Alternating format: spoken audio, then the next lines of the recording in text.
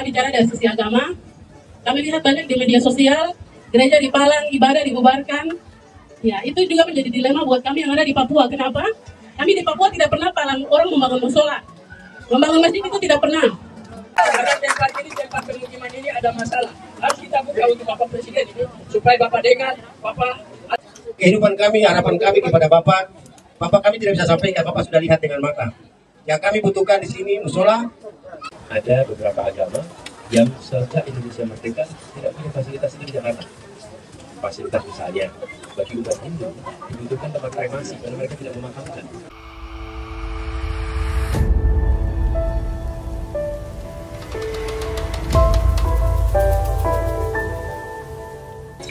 Dan perubahan ini untuk siapa? Lihat wajah mereka.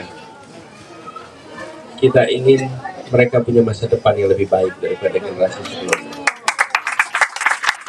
Kita ingin anak-anak ini satu saat bisa mengatakan bersyukur bahwa negara hadir, menjaga kesehatannya, memberikan kesempatan pendidikan, sehingga punya masa depan yang lebih baik. Jadi anak-anak inilah yang menjadi impian kita, keinginan kita, untuk mereka menyaksikan masa depan lebih baik lewat perubahan. Jadi biarkan mata bahagia hari ini nanti menjadi mata orang dewasa yang bahagia juga. Jangan sampai mata bahagia ada pada anak-anak dan ketika dewasa matanya tidak lagi menggambarkan kebahagiaan, tapi menggambarkan rasa suram karena tidak punya bekal yang cukup, bekal sehat, bekal pendidikan. Jadi itu yang kami ingin usahakan sama-sama. Dan mulainya sehat dari mana? Dari rumah yang sehat. Rumah yang sehat akan membuat keluarga yang sehat. Akan membuat lingkungan yang sehat. Tanpa rumah yang sehat, sulit kita bisa hidup dengan sehat. Rumah sehat, kampung sehat, maka yang berada di dalamnya akan menjadi sehat. Jadi ini yang menjadi perhatian kami. Terima kasih Pak Pendeta. Terima kasih semuanya. Izinkan sesudah ini kami meneruskan perjalanan. Dan doakan nanti suatu saat kami bisa kembali lagi. Doakan agar kewenangan itu diberikan. Supaya dengan kewenangan kita bisa melakukan perubahan. Saya mohon pamit Bapak Pendeta, Bapak Kepala Suku, dan juga adik-adik semua. Sampai jumpa adik-adik. Dadah. Jadi ada oleh-oleh buku buat anak-anak biar anak-anak bisa baca ya. Oh, ada di ibu juga. Oh ya, silakan ibu. Boleh ditip. Bapak sibuk di sini nggak bisa. Ya magerlah. Tembus itu aja. Mana bikin colok sini? Terasa. Mulai terasa. Perubahan.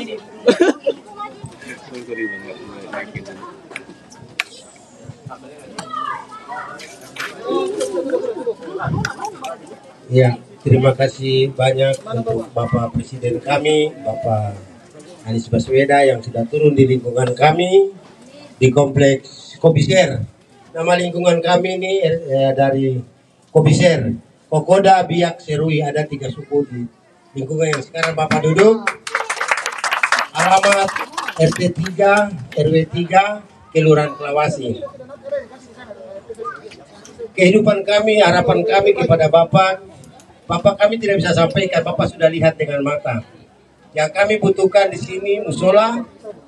Untuk kami sebab ada 2 agama di sini, agama Nasrani dan agama Muslim. Jadi kami butuhkan musola dengan PI pos pelayanan untuk kami di sini. Jadi mungkin itu yang kami bisa sampaikan di hadapan Bapak. Terus kami punya jembatan yang tadi Bapak sudah lewat. Jadi saya pikir mungkin saya tidak bisa bicara, Bapak sudah lihat berarti sudah ada di Bapak. Dan kami di lingkungan sini, hati kami sudah terkandas untuk Bapak. Dan semua orang Papua sudah terkandas untuk Bapak. Kami tidak bisa goyang lagi kemana. Siapa yang datang untuk orang Papua berarti itu milik orang Papua. Terima kasih banyak, waktu saya kembalikan. Nama saya Yakobus Andi Faidiban. Suku besar Biak, jadi tokoh masyarakat di lingkungan RT kami di sini. Terima kasih. Sudah bilang mengganggu, dia sapi jatuh. Saya baca dari belakang itu, kawan saya juga sudah menuliskan itu. Hati sudah kandas di Papua.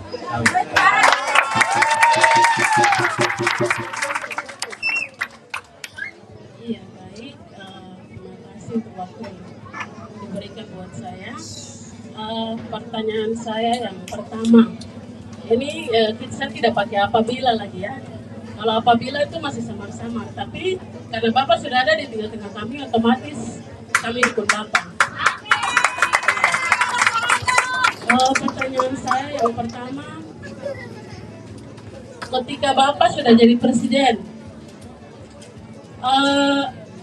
sekarang yang terjadi ini adalah, saya bicara dari sisi agama, kami lihat banyak di media sosial, gereja di Palang, ibadah dibubarkan. Ya, itu juga menjadi dilema buat kami yang ada di Papua. Kenapa? Kami di Papua tidak pernah Palang orang membangun musola. Membangun masjid itu tidak pernah.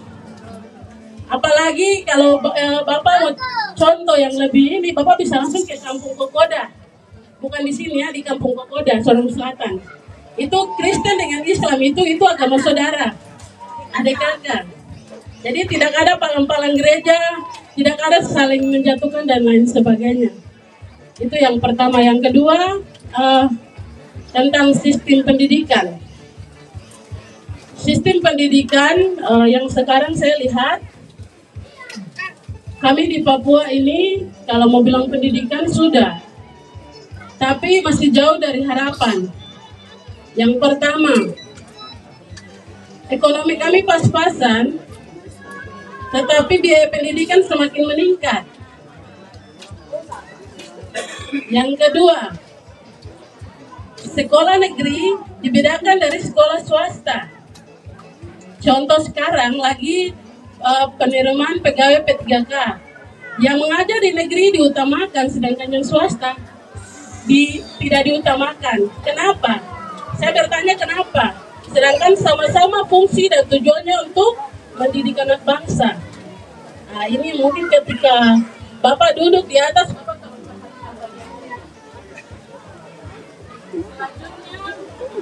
yang ketiga yaitu terkait dengan BPJS Kesehatan. Saya tidak mengerti ya sampai hari ini. Ibu singkat Kami yang masyarakat, singkat. Jalanan panjang.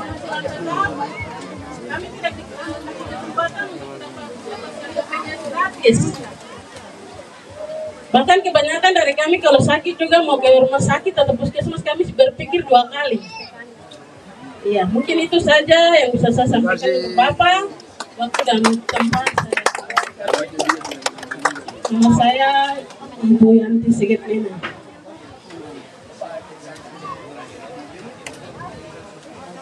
Cuaca jadikan terlalu banyak. Atas waktu kami selaku mahasiswa IMEKO sampaikan untuk Bapak, tadi pembicaraan ini kita sudah dengar sudah.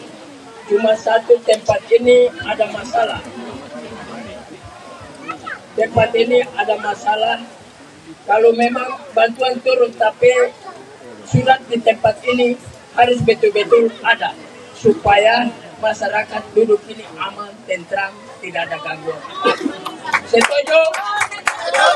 Karena tempat ini, tempat pemukiman ini ada masalah.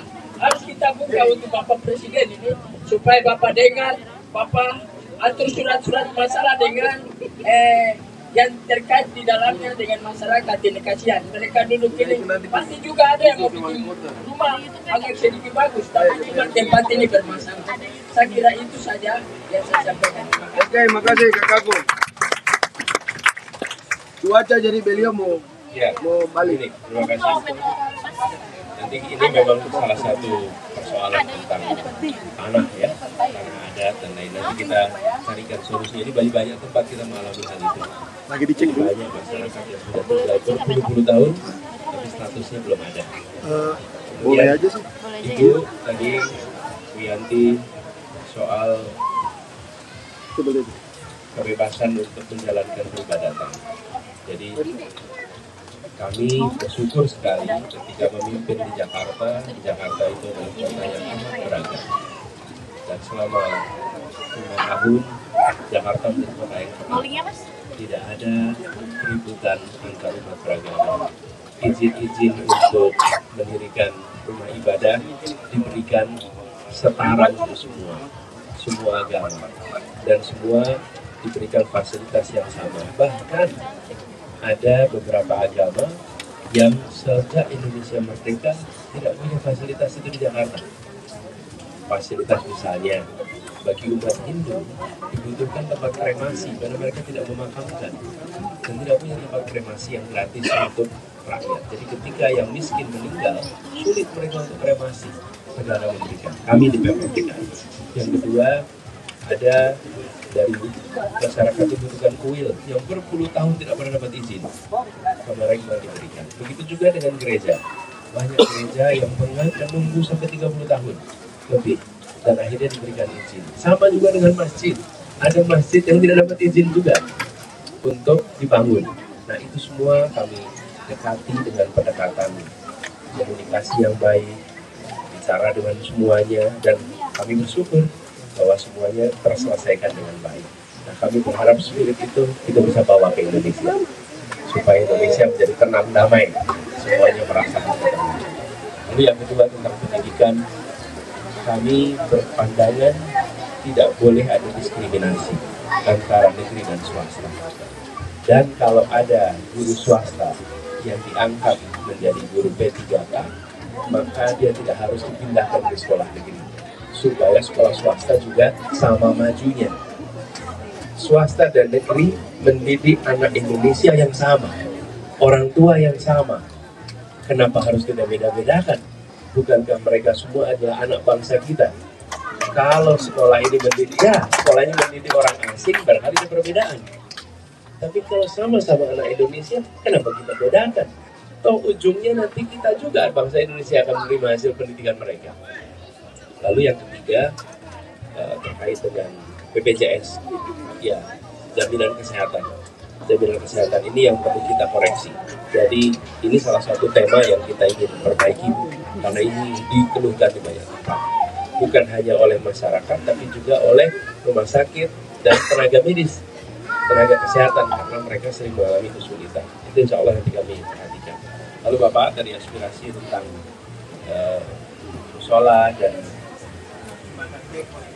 pos PI, ya, pos pelayanan. Nanti kami berharap ketika kami bertugas ini menjadi salah satu prioritas tempat untuk kita perbaiki semua. Kali demikian ya, Bu Yanti, ini Ibu kan guru ya. Ini ada buku dari istri saya untuk anak-anak, dititipkan lewat Bu Yanti. Nanti Ibu yang berikan. Ini buku bacaan buat anak-anak. Bu Ferry berikan dulu Bu Yanti.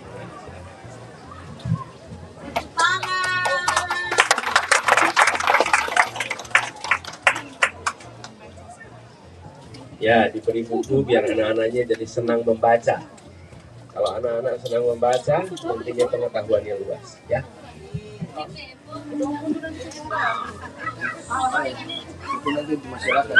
Sekali lagi, tos lagi, yang kanan. Iya, Oke.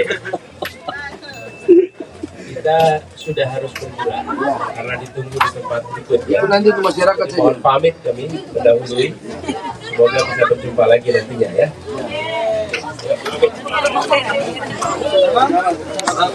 Jalan, yang lain jangan sampai nanti pada jembatan. Sini,